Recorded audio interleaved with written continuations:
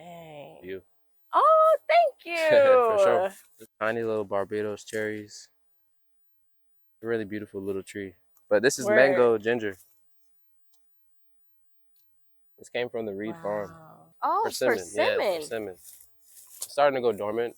This is what they start to look like around this time of year. And I've had clients and friends be like, my persimmon tree is dying. And it looks crazy. And then I see it and it looks like this. And it's like, this is just what they look like. Persimmons come from up north, like where I'm from in Maryland. So during this time of year, it's cold. Yeah, no, it looks nice. You weed ate Wow. everything. Malachi. Yeah, you see Yes. what I've been working on? That's what I've been It's doing. so wide. I love the Yeah. wide pathways. We're thinking about doing some veggies in here. Yes. Huh? We're thinking about doing some veggies in here in the middle.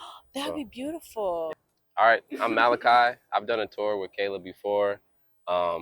If y'all follow me on Instagram or any social media, then you know that I love to plant fruit trees and grow food forests.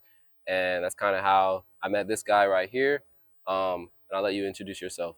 Steven, I've been kind of doing this. I mean, Malachi, we kind of started at the same time, I think late 2022. Yeah, like 3 years ago. And yeah, we were really green behind the ears. Yeah. And yeah, we've been working on it quite a bit. And you know, this is kind of 3 years of work, but more so, I think, since like last December, we've really kind of put the whole thing together. So a lot of what you'll see is really new since December of 2024. Yeah, for sure.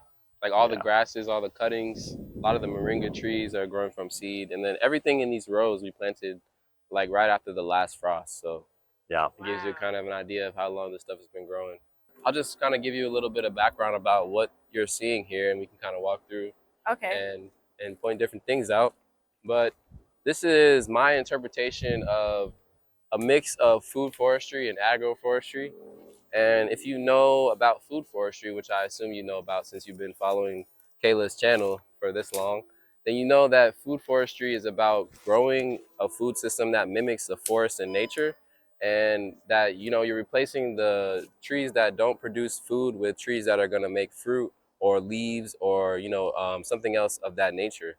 And so this is our interpretation of that. And what we're growing in this first row is a lot of stone fruits. So you'll see up in here, there's peach trees planted about every 10 feet. Wow. And there's a plum down there. Not a plum, sorry, that's a pear down there at the end. Awesome. So another stone fruit. And these went in, I think, as like 7 gallons. Some of them are 3 gallons. And everything you see around it is support species. So we got jack bean in here. It's fixing nitrogen and kind of covering the soil. And we're using Mexican sunflower throughout the whole system as our emergent canopy. We're trying to replace that eventually with like eucalyptus or something more hardy, more long-term. But right now we're using what we got. And we had like hella cuttings. So we just put cuttings everywhere. And it's working really well. Like you can see the shade down here that this jack bean is creating underneath here in the soil. And all this mulch, this is all mulch. Like we didn't put any compost or fertilizer. It was literally just a pile of sand and mulch. Wow. So this is what this breaking down so nice. Yeah, it's breaking down great. And y'all are building the soil rapido. For real. I'm like, wow. And the crazy thing is, like I was telling you before, a lot of the organic material came from the site. Like we had trees that fell down in hurricanes, and we had tree services come out and chip them up. And that's where all this soil comes from. I really think of it as wealth, honestly. For sure. Like if you got piles of wood chips, you're wealthy. Oh yeah, you was saying that. Yeah. That y'all just chipped it. Dang. Yep. It's so soft, like fluffy. Yeah, and this is just the middle, and we've been driving a tractor over this. Wow. So the tractor and the Can-Am go over this area. Dang. But yeah, you see these peaches in here. Look how healthy this peach tree is. Yeah. Like and it's tucked into all this support. There's cassava in here, peaches, jack bean again. Yeah, you did your thing with the jack bean. That is like crazy. It was all seeds. Like wow. I think I had like maybe 150 seeds throughout this whole property that I just planted. So what time did you plant the jack bean? Yeah. I planted the jack bean, I think in June. Okay. In June. So in the heat. Yep. Midsummer. Late summer. Yeah. Planted the jack bean. Same with all the moringa trees. You'll see the Okay. moringas in this row are doing a lot better from seed. And then this is the banana corn on this corner. Wow. She is sturdy. Yeah.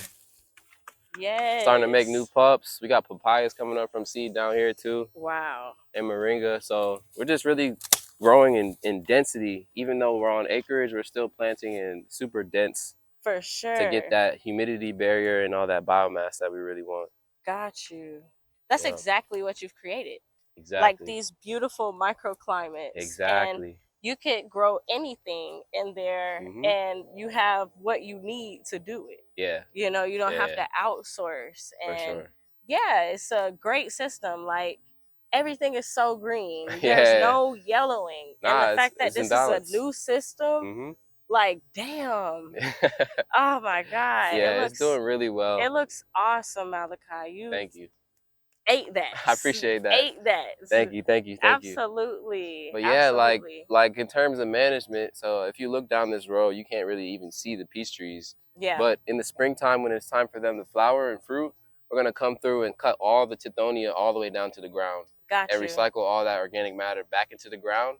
So at the same time, as we open up the sunlight for the peaches, and as they're flowering, we're also feeding the soil with all the organic matter. Yes. So that's gonna put a ton of fruit on those peaches in the first, you know, in that next season. So can you show them what the tithonia is? Yeah, the tithonia is the Mexican sunflower. Sometimes I go in between like the scientific names. Yeah. And the, you know, because it's so much more than just Mexican sunflower. Right. Nah, for real. Because there's two different types of Mexican sunflowers. Yes. There's Tithonia diversifolia, and then there's the other Tithonia, which is like an orange and smaller and has an orange flower. So I like to just differentiate with the scientific name just so. They have different growth habits too. Very different. I have both of them. Very different. But yeah, this is what we're using as a canopy, and you can see how shady it is down here. Like, if I'm standing in the tree line, I'm not even in the sun. Where is Malachi? We've been doing this too, which is basically lifting up the skirt of the Tithonias to be above the productive species. So if the peach tree is this tall, we'll come through when we manage and pull all these leaves off to the point where the peach tree has more airflow. You good? Yeah, I'm straight. All right. Yeah, it's a little wild out here. Watch your feet. Yeah. They just almost caught me slipping. Not today, Satan. So now you see peach trees still getting the shade, but now the canopy is a little bit higher, and we just keep lifting that up, and up, and up. And then in the springtime, we'll cut it all down and then let it regenerate. Word. Yeah. Yeah, that was pretty much what I was going to ask you, because right now with the temperatures being like getting cooler, I haven't been lifting up the skirts on my stuff, but it's starting to get crazy. Yeah. Like I can't even see the ground.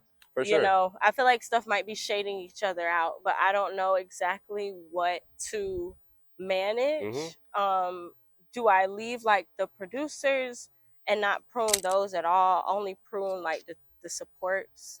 I would say right now is a time to kind of just manage airflow.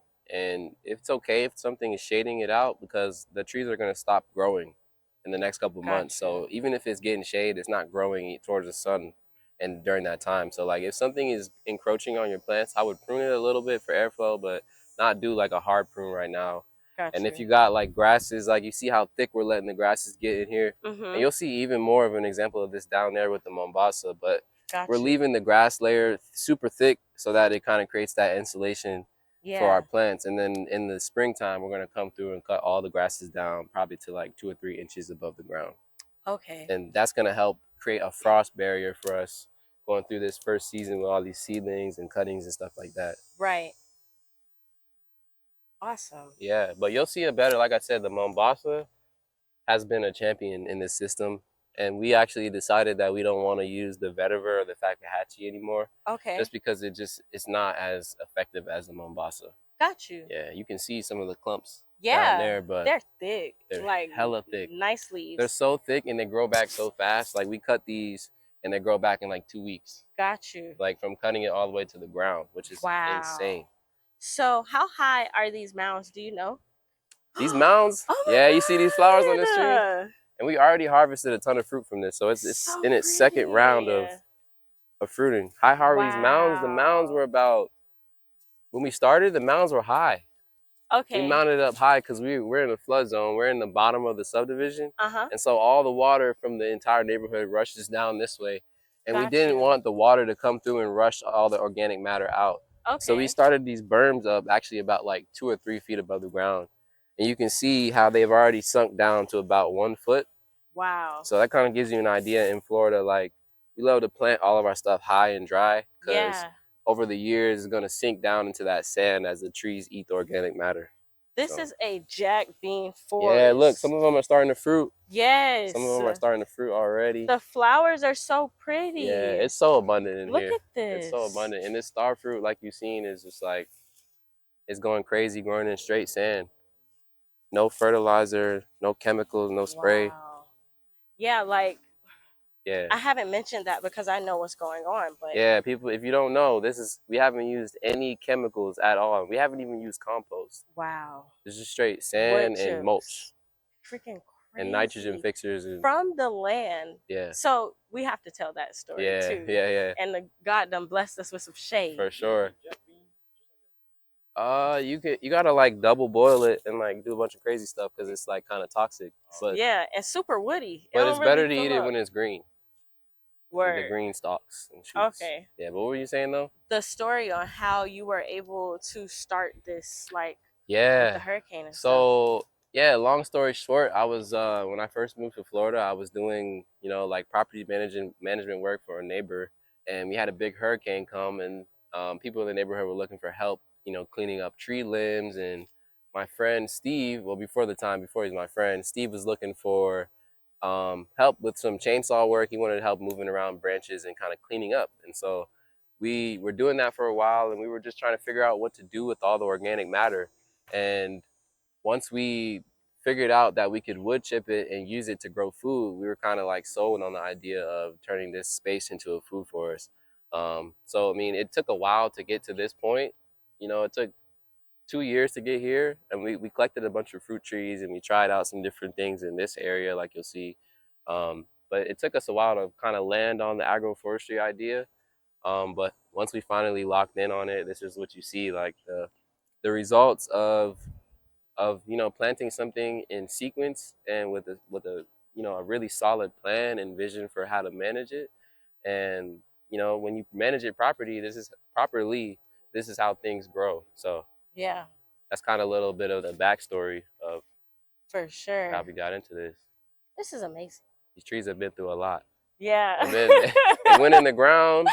Some of them came out the ground and went into big pots, and then they went back in the ground. So like, just the fact that they're finally in their home, their resting spot, means a lot. Yeah.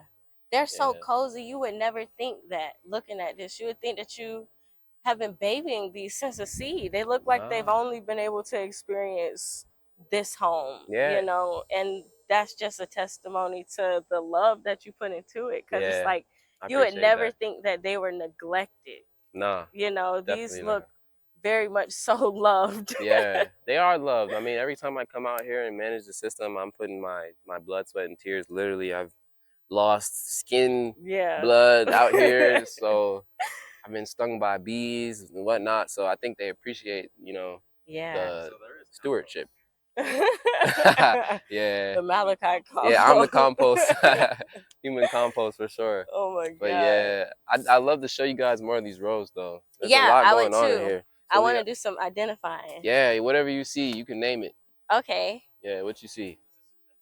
This is a test.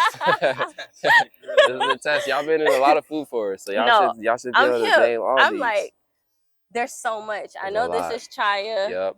Tithonia. This one. Okay, I gotta go in here. Yeah, you gotta get up in there. Okay. You can stand on the berm. I'm stomped on so far. Is this an Inga? Yep. Okay. Yeah, boom. ice cream bean. You've pruned it so like I didn't even prune that. Actually, Steve pruned that. Oh wow. Yeah. This is a nice prune. Yeah, it was a good prune job. Pineapple tucked in here. Got some Panadol. Oh yeah, down there. Yeah. The jack bean, of course, but is this pigeon pea? Pigeon pea. Chaya. Yep. It's dense. Yes, it is. And we just, all these are cuttings and seeds, corms. Wow. none of this was like a full plant, like except for the fruit trees, to give you context. Like people be wondering how to start gardens and not spend a bunch of money. These are all cuttings. Like these are things that can be rooted easily. It was free. I can show you where all of them came from too. They all came from right over there. Word. Yeah. And you've been able to create a whole lane. All the moringa seeds came from that moringa tree right there. Wow. And it's really beautiful to propagate plants. For sure. What is this one? Is this hibiscus? Yeah, that's roselle, or that's cranberry hibiscus. Okay. Yeah. Beautiful. I think it's a different variety than the normal one with the purple leaf. But it still has the same flower.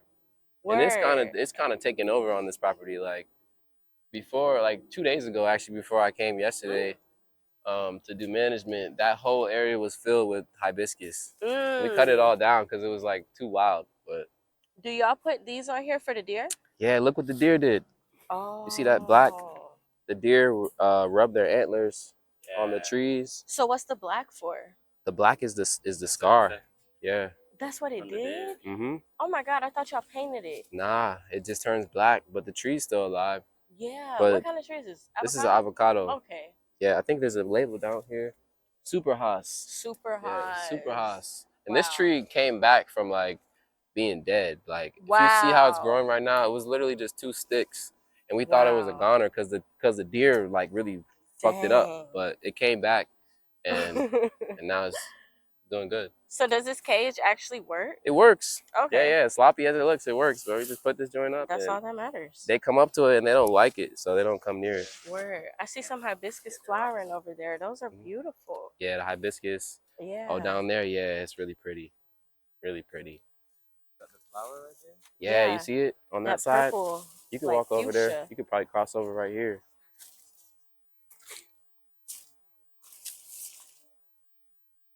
Yeah, it's beautiful flowers. Beautiful.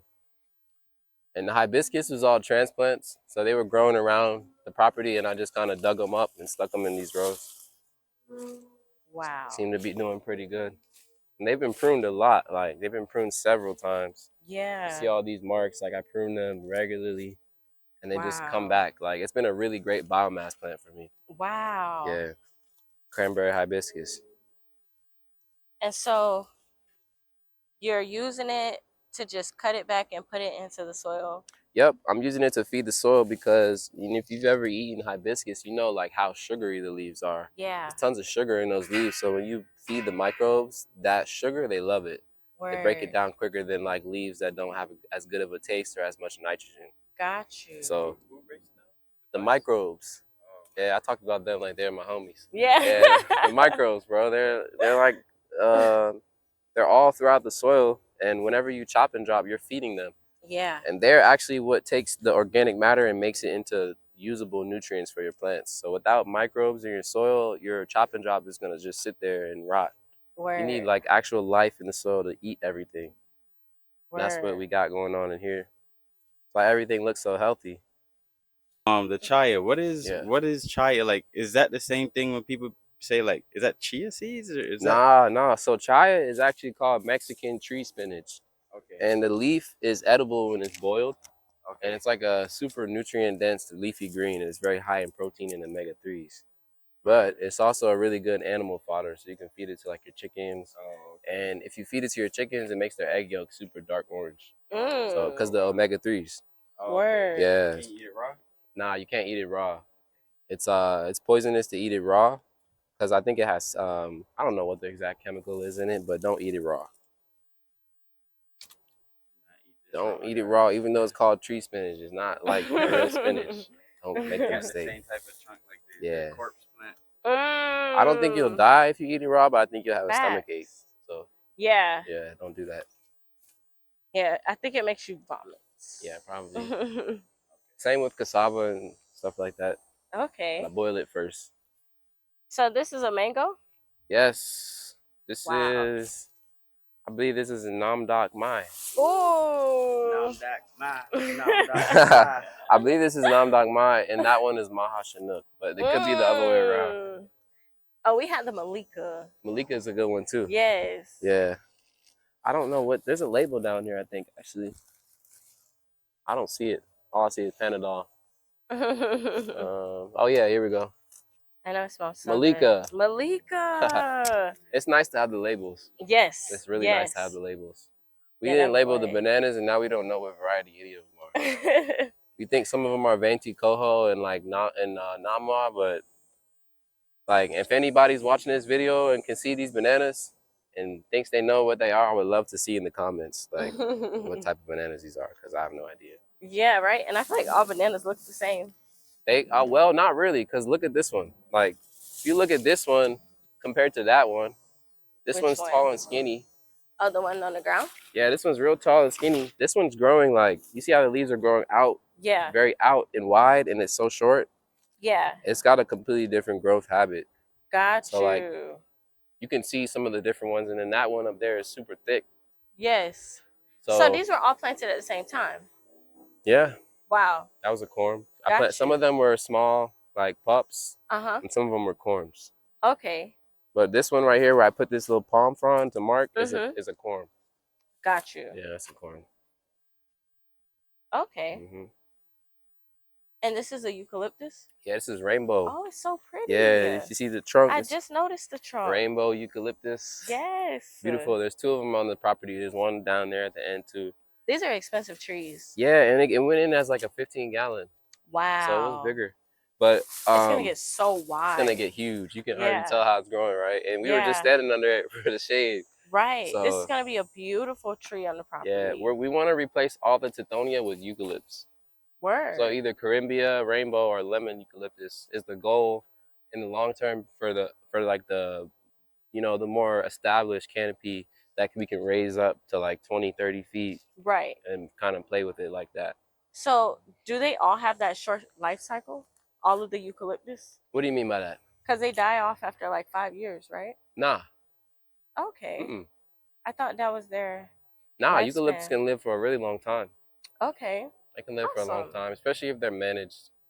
Cool. Sometimes in Florida they blow over, but if you coppice or you pollard it, you can kind of control the height. Word. So eucalyptus can live for a long time though. I've seen like some really old ones in Gambia, like huge, like 100-foot trees. Got you. Yeah, they get big as hell. So this is a great tree to have as a chop and drop. It's a great tree to have if you're gonna manage it.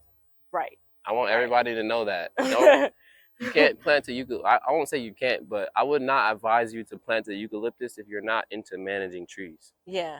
Because it's gonna grow really fast and it's gonna make a problem for you if you're not ready to cut it or manipulate the canopy. And this is one of those that you use the pole saw with. Yeah, you can use a pole saw, or even I could use a hand saw if I wanted to cut it like low. But usually, yeah, you would use a pole saw to kind of lift it up and to pollard it. Got you. Okay. Pollarding is like when you cut a tree like at the top to kind of manage the height, and like a coppice would be like when you cut it low. I believe that's correct. And when you cut it low, it bushes out more versus when you cut it high, it just stays in a bush at that level. Yeah, you're making more of a canopy when you're pollarding. That's like what you'll see over here with the moringa is a pollard, like a high cut at like 12 to 15 feet. Gotcha. And then it's gonna bush out and kind of create like a taller canopy. These cassavas are also pollarded? No, that's when I was saying how you said you wanted to grow them like a tree. This is how I've been growing them on the property. I just lift up the canopy, and cassava naturally grows forks. So once it goes up to a certain height, it's gonna fork out. And then I just clear all the leaves under the bottom of that, and it kind of forms this like beautiful little canopy. Nice shade, and it allows things to grow underneath it. And then once this moringa gets like here, I'll cut the cassava here, and it'll fork back out, and the moringa will emerge up past it. Got you. Beautiful system. Yeah, it's a sequence of events. It's like I'm waiting, I'm timing everything based on how it's growing. The cassava is fine right now, and it's protecting this moringa, but 5 months from now, this moringa is gonna wanna grow up, and I don't want it to grow out this way, so I'll probably cut this part of the cassava off and let that moringa kind of creep right up into that space. And then eventually the cassava will either be harvested or will in pseudo compost it and leave it in the ground to rot. So what management are you doing like right now if you were to come out here? Yeah, so You see how like the jack beans in this row are very uniform and kind of at the same like 3-foot height. The last management I did was coming through and just pruning all the jack beans and keeping it kind of uniform to not grow outside the tree line, and then also just lifting up the skirts of the tithonia, and then right now also pruning any trees for airflow. So like any trees that have crossing branches in the middle or like dead wood on them, I'm removing that during this time and kind of getting them ready for the next, you know, the cold season. Okay. All right. Yeah. Well, let's keep going. There's so much to see. Yeah, we can go wrap around this way because there's a big papaya down here. Yeah. Do you know the variety? The variety of this papaya, it's a special variety. It's from IFIS. I'm trying to remember what the name of it is. From University of Florida. Oh, okay. Yeah, UFIS. They have a interesting shape. Yeah, what's this papaya called? I can't remember the name of it. But it's a special variety of papaya. Oh. See, we got labels. We got labels. You feel me? So it's a Bella F1 hybrid papaya. Okay, yeah. Bella F1. You would have never remembered that. Never. I had no chance. That's I was cooked. Awesome. Yeah, I was cooked on that one. But yeah. Wow. I wanna taste that papaya. I'm sad it's going that crazy. It's not right. It's producing a lot of fruit. Yeah, and the leaves are so dark. I'm like, dang. This is a sturdy papaya. Well, how old is it? The leaves got a fungus on them. Oh, okay. So it's got something going on a little crazy with the leaves. I don't know why, but it's still a champion in terms of its production. So for sure, the fruit not diseased. Nope, the fruit looks fine. And I pruned up a lot of the leaves last time I was here. Yeah. Like how we did yours to give it more airflow. Yeah, it looked like you could probably prune some more because it's still shady. Yeah, for sure. These are some big leaves. Oh, you see ladybugs? Hey man, something's going on those branches. Yeah. It's a war.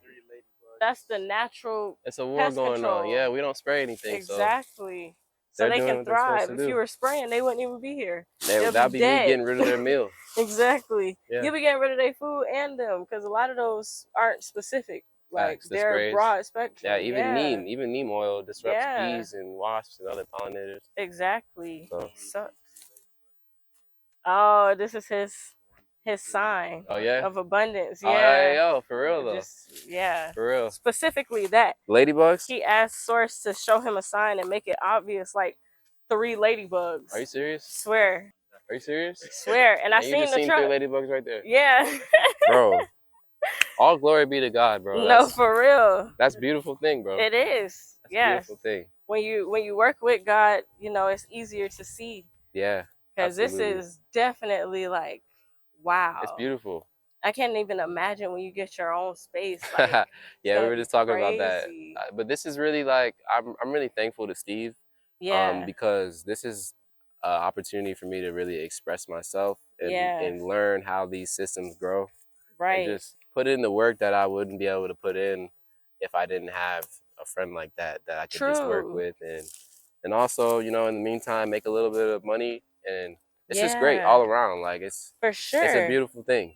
It is. It's a beautiful working thing. in your God space. Yes. Like, and then at the end of it all, I can step away from this and leave Steve with a product or, you know, a system that he can manage and really get abundance from, you know what I mean? Like he can eat from this, keep him active, you know what I'm saying? It's a great thing to have. I think everybody should have a food forest or any kind of food system in their yard. Yeah. See this joint? Yeah, is this an albizia? No, this is a Royal Poinciana. Oh, the leaves are so tiny. Yeah. Is this a yellow one? Nah, I believe it's a red. I have. Oh yeah, yellow. Okay, yeah. Yeah. The leaves are almost like tamarind on this one. Yeah, it's a yellow. It's so pretty though. It's getting huge. Yeah, that's a big really trunk. Tall. Yeah. God. It's gonna be a nice canopy tree. And so beautiful when it flowers. Mm-hmm. Yeah, I can't wait. There's some jacarandas over there too. Okay, I don't even know what that is. Yeah, jacaranda, and there's a red poinciana up there too. So it's gonna be pretty in here when it flowers. It's a botanical garden. Yeah, it is. With edible food. Yeah, for real. I love that. And honestly, I want to plant more like zinnias and more flowers in here in the springtime, just to kind of bring more beauty and color. Yes. Some more milkweed and For sure. That's the fun part about agroforestry is you can like plug and play. You can rip certain things out and put something else in there, and it just takes off like as if nothing happened. It's I a just beautiful did that this rising. I plugged in a bunch of Swiss chard and cucumbers. Yeah, and your food forest. Yeah, and I was like, oh my gosh, they're gonna do great. Like it's so different than how I started gardening in Florida. This is the way. Like I nobody showed me anything different. Everyone's stuff is so lush. Even if it's like not managed as well as this, it's still highly productive. And anytime they want to tap in, they could just manage it. And they got everything they need to get to the next point, you know? For real. Sometimes I found that with certain systems, just to piggyback what you said, like when it goes unmanaged for a while, sometimes it really responds a lot from that management. Yeah. Like sometimes it's good to let your system kind of stress out and like search for water, search for all the nutrients instead of you just giving it all the time. Let these trees make their taproot system into the ground and find the groundwater. And then when you manage it, they're even more thankful because they're like, oh man, I did the work to find what I need, but then you gave me extra on top of that. You know what I mean? They respond well to stress. Yeah, this is the Maha Chinook. This mango is beautiful. You see the structure of this mango tree? Like, did you prune this? Nah, we haven't pruned this yet. At all? We haven't touched this tree yet. Wow. I'm waiting for it probably till next season. We'll prune it, and it hasn't fruited or flowered yet either, but you can just see like the structure is gonna be a nice mango tree. For sure. We'll cut like these all the way across. Yeah. We'll let it bush out more next season. But look at the like structure. Yeah, like, the leaves are perfect. Perfect. It's a beautiful tree. Wow. I can already tell it's gonna make really good fruit one day. For sure. It's gonna be delicious. For sure. And that's also like what you left out. Yeah. You know, you're gonna be eating from this too. Yeah, I mean shit. I already do. Yeah. I already eat from it. I already use lemongrass for our tea. Word. Our tea business coming soon. So all of this is lemongrass? Yeah, nah, wow. So lemongrass is interspersed. So okay. I think like every other grass is lemongrass here. Ooh.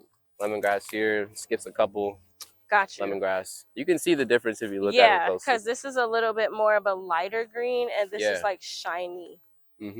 That's kind of like a matte. Yeah, the Panadol is really taking over the ground here. Yes. It's a great ground cover. And like underneath it, I think Sam pointed this out, but underneath the Panadol, you can just see how dark it is, like how shaded out, and it makes this like mat of like organic matter. Yeah. And you see like grubs and worms, all types of shit all up in here. Excuse my French, but all this stuff is in here. Like it's crazy. For sure. It's really crazy. I have a Panadol C, and so that's why it does. Yeah, it smells so good. Oh my god. You have a seed? A C. Oh, it's C, like this, and it's tall, like it's going crazy all over my garden. And I'm like, okay, so do I use it as a chop and drop? Like, you can, but it might grow back. Yeah. Oh. It'll probably root wherever you chop and drop it. So. But that's not a bad thing. If it has space to root, then it needs to be there. All right, you're creating more ground cover. Yeah. So you literally spread it every time you cut it. Word. But it's easy to rip up. So like if you wanted to plant something else. Yeah. Like I like Panadol because if I wanted to plant a tree right in here, I could just rip that out like straight up. And the rest of it's gonna keep growing. Wow. I can put my tree in right there. The soil is not all rooted out. Yes. Like a lot of ground covers like take over the ground. Like sunshine mimosa is great, but it locks up the ground. Like it doesn't allow you to get in there and plant. Same with like longevity spinach is like it covers the ground. The root system is thick. But Panadol is like light, easy to work with. You can take it out and plant more in there. And it smells great. Yeah. Deters pests. Yeah. You know what I mean? For sure. It's strong. I love the smell of Panadol. I remember the first time I smelled it, it was with Audrey, and I was like, oh. Yeah. It's like Kush. Yeah. The first time you smell facts. It. It's like so a real pungent smell. It smells like. So I make a tea out of it because actually it has some compounds in it that work almost as a natural painkiller. And so you can make a tea out of it if you ever have like a sore throat or you feel like a runny nose coming on. I make a tea. It's a bitter tea, but it tastes pretty good if you add honey. And then that's how I use it. Or also another way I use it is if I get like a bug bite, I'll take the leaves and kind of crush them up and make like a poultice. And then I'll just rub all that juice on my bug bite. And it like neutralizes the feeling of it. Even if I get like fire ant bites, mosquito bites, I just rub the Panadol on it and it takes the pain right away. Wow. You have to try it out. Yeah. Sometime. I'm like trying to cook up in my head if I'm gonna distill it in oil. Yeah, you could. That would be great. A nice little anti-inflammatory, because that's what it sounds like. It probably has anti-inflammatory properties. It does. I feel like if you combine this smell with another smell, like something minty or sweet, that would be really good. For sure. Like the pungent. It'd be like sage. Yeah. Like a clary sage or a bergamot. Something like that. I feel like it would be good. It's so nice. I'm just gonna walk around. It's uplifting. It is. The smell. There's a finger lime in here. Be careful because there's a wasp nest that lives in there. Okay. Yeah, this thing hasn't been managed. This area is not going to be managed until these wasps move out. I wanted to show earlier the bees. Well, I don't even know if it was a bee. It looked like a hornet. Oh no, the sweet almond. Okay. That joint is covered every day. It's like a bee hotspot. They're also on the jack beans. Yeah, they're on the jack bean flowers, right? Yeah, I was like, wow. The flowers are big enough that bees can fit. Like most beans, the flowers are so little. Yeah, that's a beautiful thing about jack bean, pigeon pea, even the cerci flowers.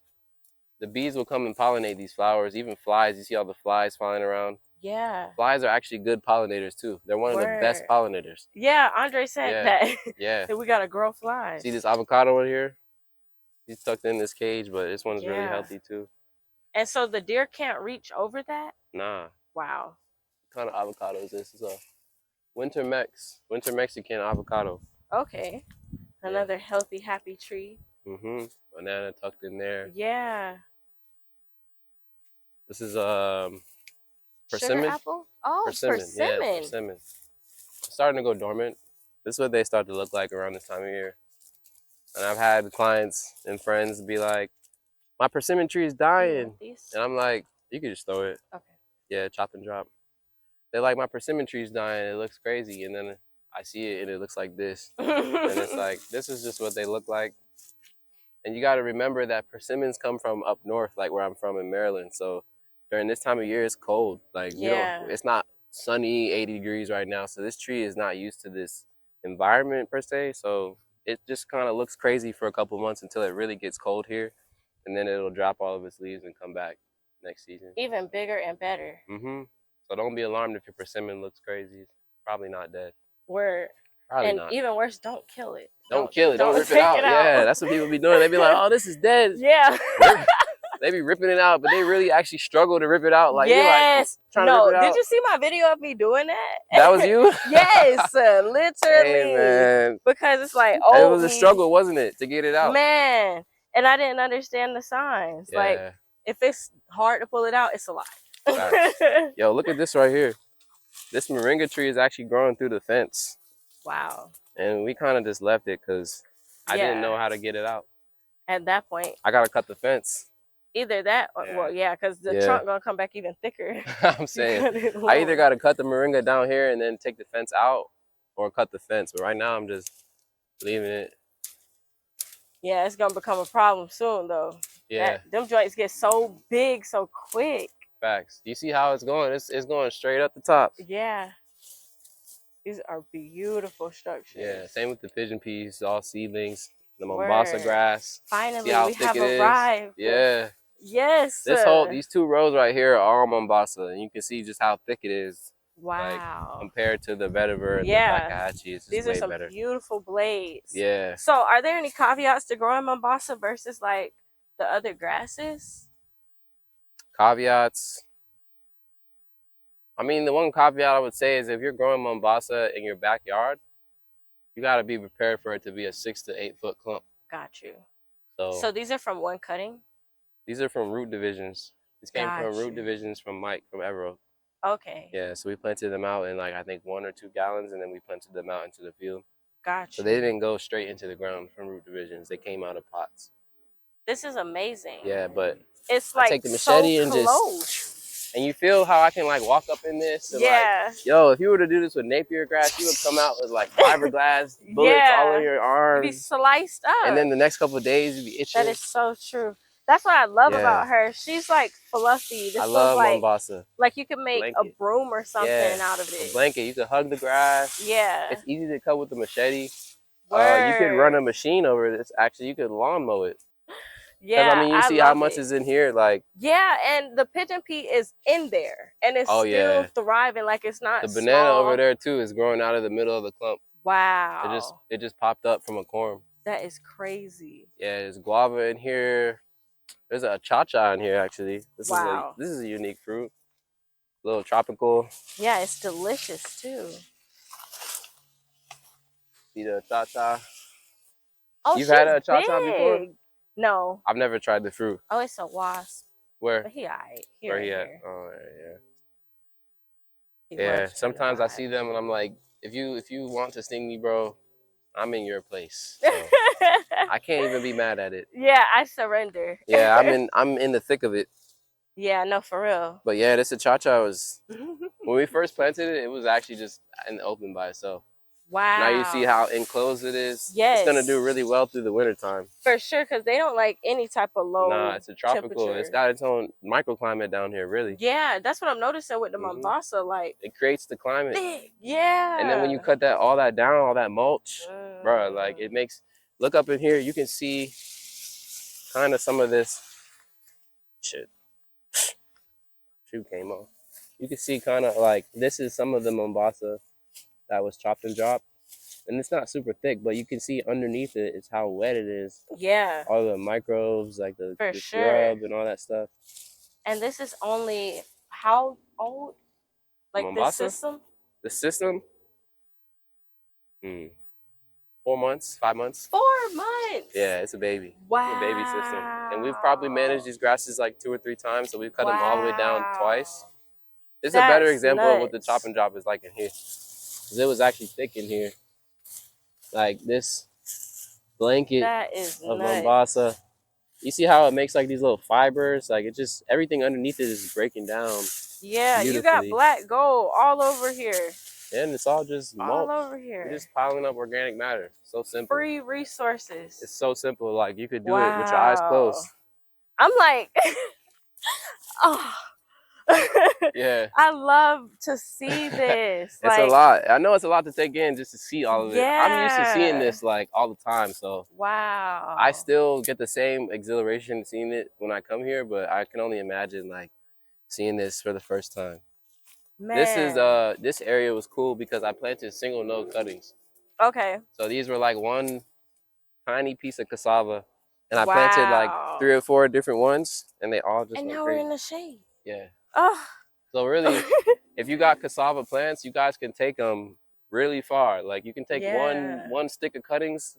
If you plant every node, you could have hundreds of cassava plants this big in only like 4 months. Yeah, you just blessed us with some more. This is 4 months, and they grew way faster than bigger cuttings. Word. Way faster. The small ones?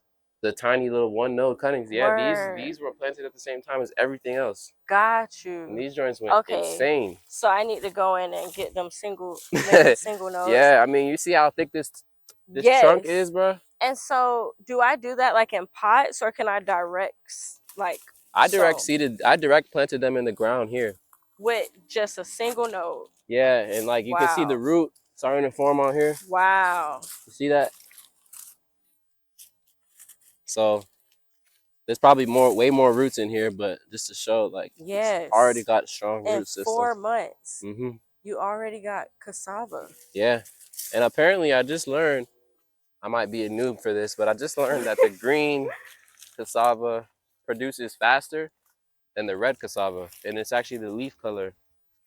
I found one of the clients I did a consultation with in Sebastian had the green cassava, and the leaves are green actually from the tip all the way down to here. Got you. But I was researching and it said that green cassava is ready to harvest within 6 to 8 months versus 8 to 24 months for the red. Got and it makes like way larger roots, way more robust, but the roots are more toxic. And they're a little bit less sweet. Got you. So you got to prepare them like more carefully. Couldn't have been perfect. Yeah. Couldn't have been. Yeah. Because wow. Yeah. I've never even seen that. I've seen the variegated one. Yeah, cassava.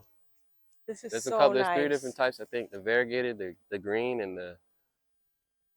So I can give you some cuttings too. For real. If someone I have a couple questions. Yeah. What's up? We can be in the shade. Yes. What's up? So someone who would want to duplicate this on a small scale, because I feel like this is the perfect spot where you can see like you have a banana, cassava, the grasses. So we have a productive plant for fruit, the support, and the weed barrier, as well as the mulch. Yeah, it's got it all. As well as fertilizer. Yep. Well, I said support, but like long term, how would this look for someone, like if they wanted to do this? What would be, I guess, like the possibilities of this? Because this is young. This is young, and when it's young, it's not necessarily all producers or whatever. But I just want to give people like the long term, because they might see this and not understand why. Yeah. So the long term is this, right?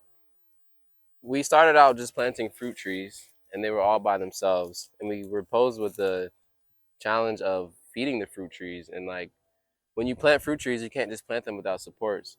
So we were trying to figure out how we could make these trees last a long time and produce a lot of fruit in an open field without, you know, a lot of irrigation, without a lot of fertilizer or even money to make all that happen.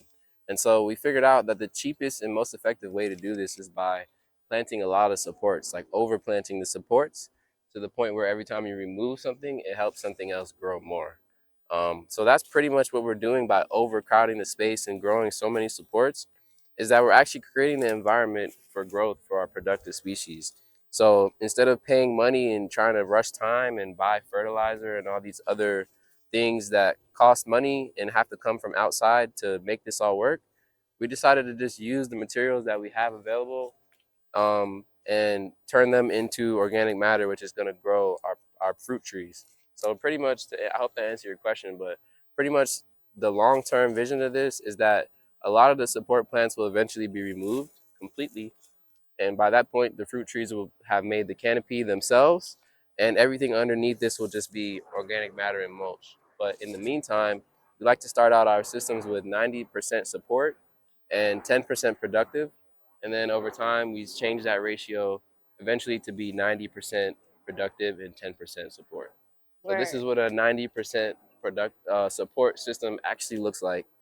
And, you know, there's a lot of people doing agroforestry where you can see what this looks like. Yeah. But it's hard to see the whole thing come together unless you saw it from like a very early stage. Yes. And this is when you can kind of see like yes, how thick it is in support. And then yes, you just see a couple of fruit trees like scattered in there, but it's like, damn, all this just to grow these trees. Yeah. But yeah, because eventually all these plants are going to live their whole entire life, be recycled back into the ground, and then eventually the fruit trees will take their space and become like this oak tree. Yeah, dominant and abundant. It's already abundant, but and it was free pretty much. I mean, yeah, the cuttings and seeds, like, we didn't pay a lot of money for any. Some of the seeds were free. Some of the root divisions maybe paid a couple of dollars. Really, the only thing it costs you is time. Yeah. And if you're not going to put the time in, then it might cost you money and labor. Right. But there are people out there. We have services like the Grow Food Company where we actually come and manage your system and plant it for you. So even if you don't have time, if you got money, then you can have something like this. Absolutely. Real simple. And I love that you allowed us to come here. I love that you're doing this and that you allowed us to come here and see it, because this is a baby system. Yeah, it is. And it's thriving. So it's like your fruit trees are going to take half the time as someone else's fruit trees to produce in the way that they're going to produce, because of how you've established them. Yeah, for sure. We'll see. Like if these would have just been in here without the malachite touch, you without know, support, it would have been desolate. Yeah, you know, and I've done it. And that's why it's like, y'all seen it. Y'all can go back and look at my old videos.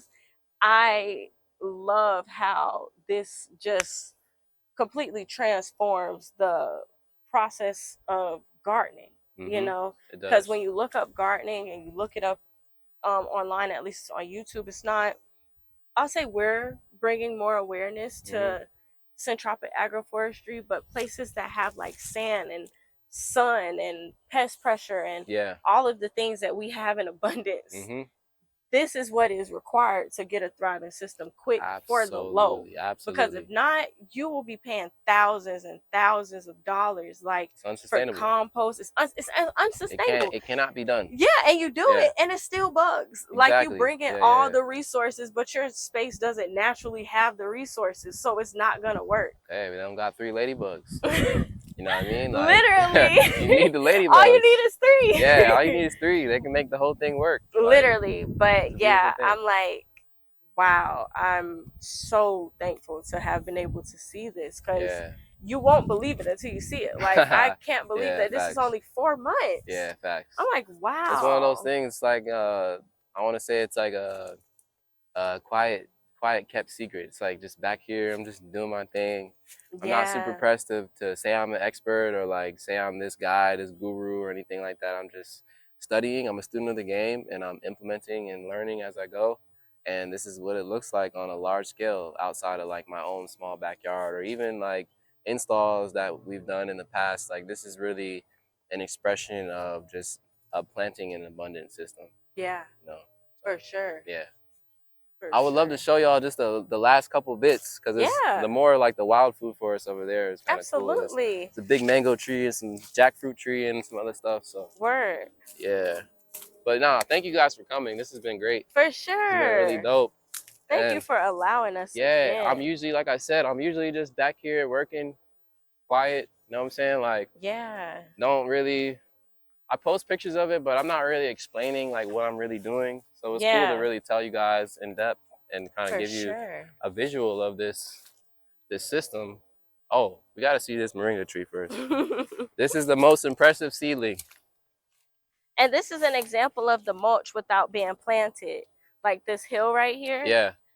It's really just mulch. Yeah, we just like, dumped it and never spread it out. Yeah, I'm like, do I need to dig in there, make sure you didn't put no compost in the middle? Nah, we literally just dumped mulch and just left it with the tractor. We just got lazy. Wow. Yeah. But it kind of creates like a little like change in elevation where the water kind of slows down. Yeah. And stuff. You have a guava in here too. Yeah, that's a Cattleya guava. That's what I thought. This is a moringa from seed. Wow. 4 months ago, yeah. And all the other moringas from seed were all planted at the same time. Oh, it's a bug on your neck. There you go. I felt it. It probably came from the Mombasa, but it's wow. All good. Yeah. Yo, this is an 8-foot tree.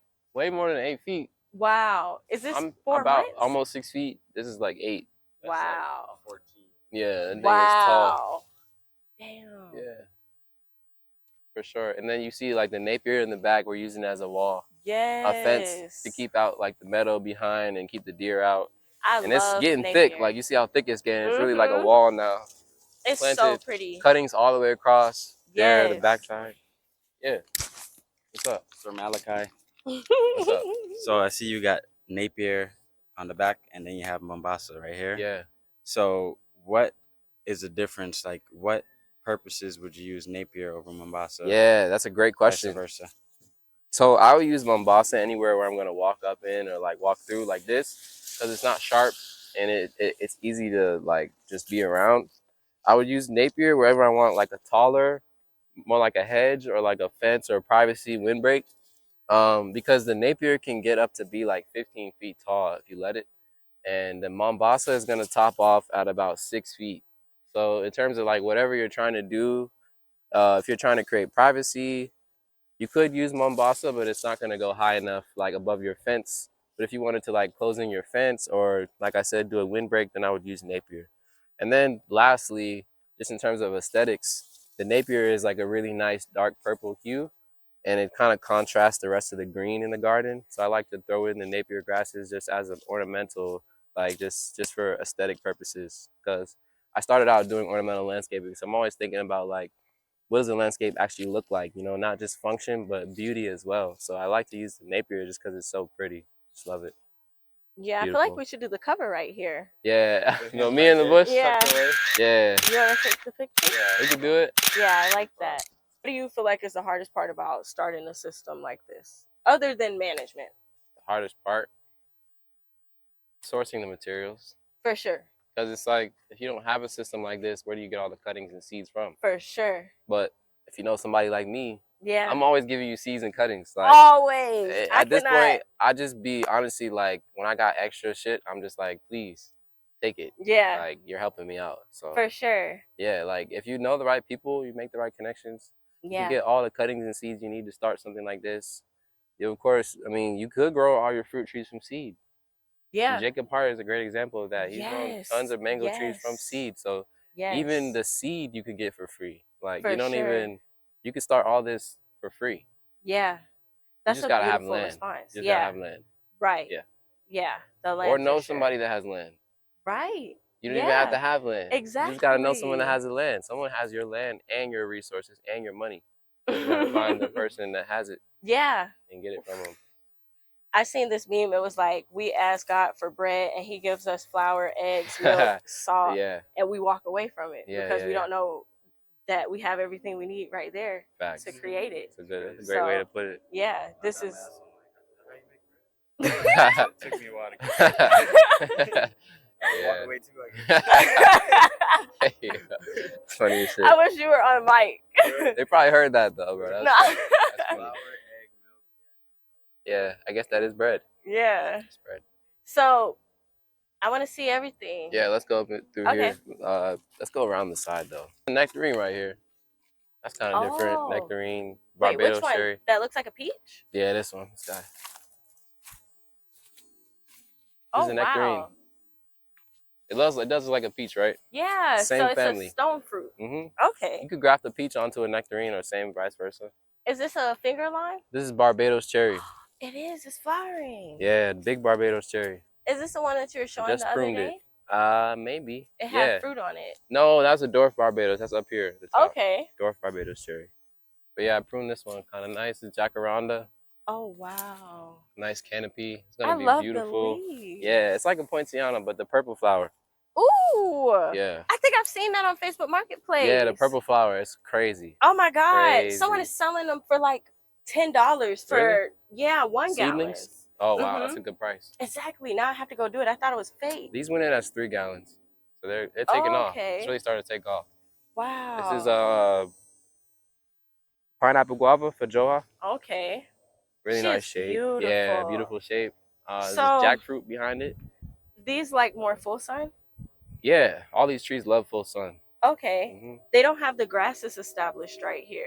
There actually were grasses here before, and the shade from the mango tree is trying to make them not come back. Oh, so that's really what we want. Got you. Like once this mango tree starts to make shade enough to shade out the grasses, then the grasses can kind of phase out. Because this was Mombasa here. This Mombasa here too, and there's Napier in here too, but you see how it's not really coming back as much? This is a curry leaf. Okay. Curry leaf. Does it smell like curry? Yeah, give it a smell. Crush it up. It's like not wanting to get crushed today. I think it does at least. Oh, wow. You smell it? Yeah, it's strong, right? For sure. That's weird. Smell like straight curry. It reminds me of Andre's. Let me crush up some more beef and onions plant. I wonder if it's the same thing. For real? I smell greenery. Here, you gotta really put your nose in it. Okay. Yeah, so it smells like curry for sure. Strong as fuck. Yeah, I wonder if you could use it in like teaser or curry. Shit. You can make curry with it. You gotta dry. You just dry the leaves. Got you. Walking it looks like it's easy to process too. Yeah, just turmeric in the shade. Beautiful flowers. Yeah, the hibiscus. This is a beautiful mango. Yeah. The leaves are going crazy, or the branches are going crazy. This mango went in as like 100 gallon. Wow. Yeah. It was a big ass mango. We had to use a tractor. A lot of these trees, we had to use a tractor to carry around and like on a tree boom and put it in the spot. I believe, what variety is this? Ooh, Ping Sang Mung. What is that? It's an Asian variety. Okay. You've had it before? Nah, but I've heard of it. Pim Sang Mung. All of the Asian mangoes are fire. Yeah, about to say. It sounds like it's fire. Like this. No, for real. I just pruned this mango too. Before the middle of this was real compacted, I cut those 2 branches. Yeah. Just to open up the sunlight so this chunk gets air, sunlight on it. It looks real nice though. Is this asparagus? Nah, that's a dog fennel. Okay. You can smell the leaves. It's a volunteer. It just showed up. Ooh. Just popped up. It smells so nice. Yeah, and all this chop and drop. You got chaya down there, the mango. Drop. Yeah. The casa or the chaya is right there. Okay. Yeah, the chai is getting tall. I must be standing in them. You good? Yeah. I don't know why my legs itching. I don't see nothing on me. So pretty. It's pretty back here. Lemongrass. That's lemongrass. Oh no, this is lemongrass. And this is Mombasa. Okay, so we're behind the fire pit. Mm-hmm. I couldn't even tell. It got some sweet almond was tiny when it went in. Wow. And then this one is really impressive. This one right here. Yes. Can we cross over here? It smells so good. And you could just see all the bees on it. Like, if you just stare at it for a second, bro, it's crawling in bees. So I was getting bit, but these are nice ants. Oh, yeah. The ones that were at my house were angry. You said nice ants. That's crazy. Yeah, they don't hurt. Like, my leg isn't swelling up like how it's just a beautiful clump of grass. Yes. It's just like perfect landscaping plant. For real. I don't know why people don't use it more. I think, like you said, it's just hard to source. Because I also never have went to like a big box store or like a nursery and been like, do y'all got Mombasa grass? Yeah, I would not even think. It's called African guinea grass or elephant grass, I think. Okay. So they might be calling it something else. Word. But yeah, you think they would have it at like a place like that? I doubt it. Got you. It's probably some kind of invasive, quote unquote. Got you. You know how they be. Yeah. If it grows too fast, if it makes biomass, it's invasive. If it makes seeds, it's invasive. True. Yeah, this is kind of, there ain't much to see over here. Well, there's a Thai dwarf evergreen mulberry underneath all these, this Tithonia, because the deer were eating it. So we kind of planted the Mexican sunflower like on top of it. Okay. To keep the deer out, and it's been working. Got you. It's been working. Wow. Yeah. And then this one is avocado? That's an avocado, yeah. That one came back from a lot of damage. Wow. Just starting to grow back. You could just come out and just pick. Yeah, one day it's going to be crazy, right? Yeah. Yeah. And then up in here, this is one of the last areas. Watch your step right here. This might be an ant pile. But there's a star fruit in here. Oh, yeah. Sweet almond tree. It's just the most beautiful. Another ladybug. Yeah. Oh, where? Right here. Oh, where? Beautiful. Yeah. I love the sweet almond. It's just so productive. Yeah. And it's like, I love the trunk. Like, it has this beautiful color to it. It just feels like an up north tree. Facts. You know it grows in zone 7. You said it goes zone 7. Okay. Yeah. Zone 7. Yeah, that's where Maryland is. So wow. it can go dormant in the wintertime and come I was just about to say that. Okay. So it's frost tolerant. Yeah, it's deciduous, semi-deciduous. Got you. So it looks like shit half the year, but then it comes back. This is so pretty. Yeah, it's nice. There's lots of stuff in here. There's tons of pineapples and stuff in there. Word. Yeah, if you want to walk through there, but yeah, good if you don't. Watch your step right there though. Word. Yeah, and they're already ready. Yeah, they're mad. That's why I got up out of there. I'm gonna just. You could also come to this side. It's easier to get in through this way. This lemon tree right here is doing really well too. Got a lot of fruit on it. Oh yeah. Some of these are actually ready to harvest. Oh, came right off. Wow. Ready to harvest. If it comes right off, you know it's ready. Wow. Shit.